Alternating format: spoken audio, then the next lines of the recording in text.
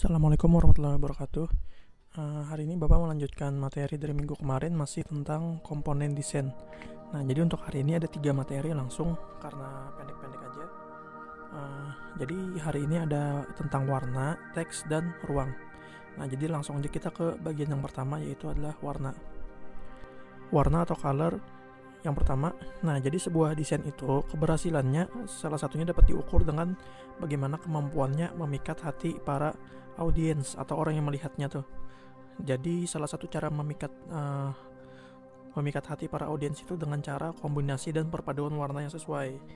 Nah, jadi warna ini bisa menentukan bagus atau tidaknya desain kita. Jadi kenapa? Karena setiap warna itu ada nilai psikologisnya yang dapat mempengaruhi kejiwaan bagi orang yang melihat, sehingga perlu diperhatikan sekali penentuan jenis warna yang diterapkan pada desain atau gambar itu. Nah, jadi kalau nanti membuat desain itu salah satu yang perlu diperhatikan adalah bagaimana penggunaan warnanya. Nah, ini contohnya ada penggunaan warna dalam komersial dunia hiburan. Nah, di sini ada 2 poster film. Di samping ini ada 2 poster film. Nah, yang pertama itu adalah poster film horor dan yang kedua ini poster film action. Nah, jadi keduanya punya tema warna yang berbeda pada posternya. Jadi dengan warna yang digunakan dalam poster pun kita sudah bisa menebak kira-kira tema atau tone atau suasana dalam film itu akan seperti apa.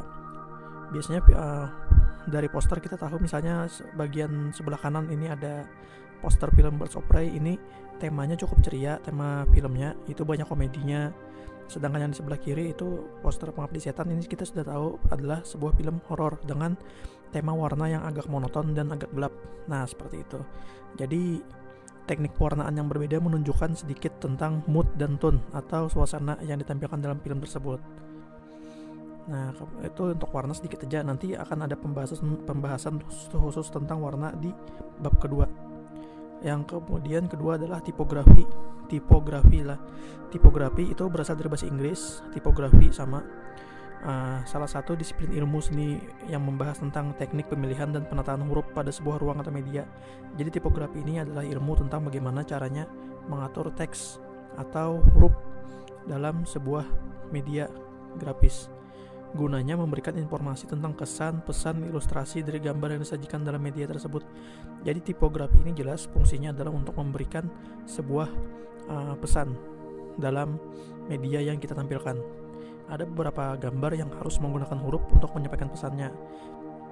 Nah, jadi tipografi untuk pengertiannya dapat diartikan sebagai teknik penataan setiap elemen yang meliputi teks, gambar, pemilihan jenis dan ukuran font.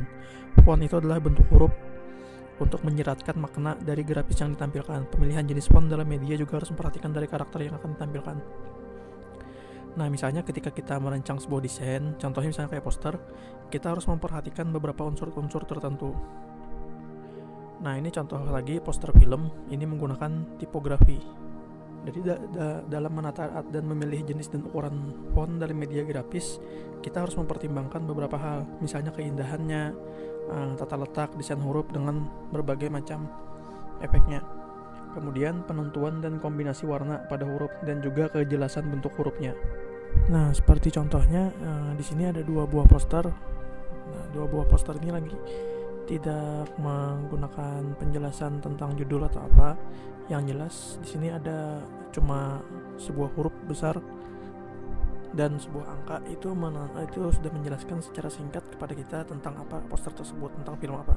Jadi kita tanpa mengetahui judul sekalipun, tapi dengan tipografi yang sesuai kita bisa mengetahui tentang apa atau pesan apa yang ingin disampaikan.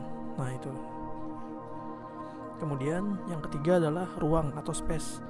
Nah, ruang atau space itu penerapan ilustrasi dalam ruang atau space media akan mempengaruhi cara pandang penglihatnya. Jadi yang melihat biasanya akan menilai bagus atau tidaknya dari pengaturan ruang atau space dalam sebuah desain.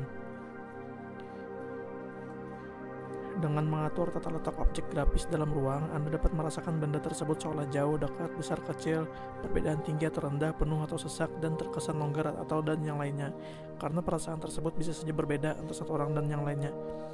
Jadi secara prinsip ruang atau media dalam desain dibagi menjadi dua. Yang pertama, ruang yang terbentuk secara alami, misalnya karena sentuhan atau pengaruh cahaya. Kedua, ruang yang sengaja diciptakan, misalnya interior, eksterior rumah, perpaduan warna serta terang gelapnya. Nah, ini contohnya. Yang sebelah kiri ini ada sebuah poster. Nah, ini tentang penggunaan ruang dalam poster tersebut. Jadi mengatur bagian mana untuk tulisan para pemain, judulnya, dan kemudian apa ilustrasi yang ada dalam dalam poster tersebut. Nah, ini penggunaan ruangnya harus pas agar poster tersebut walaupun terkesan penuh tapi tetap pesannya tersampaikan. Yang sebelah kanan ini mungkin sudah tahu, ini tentang iklan sebuah produk paket internet ya. Nah, di sini ada beberapa poinnya, misalnya paket yang ditawarkan apa saja. Nah, itu pengaturan ruangnya harus pas supaya orang yang membaca itu bisa melihat dengan jelas pesannya mau disampaikan seperti apa. Nah, itu untuk sedikit penjelasan tentang ruang atau space. Nah, jadi untuk pertemuan kali ini cukup dulu. Terima kasih atas perhatiannya. Assalamualaikum warahmatullahi wabarakatuh.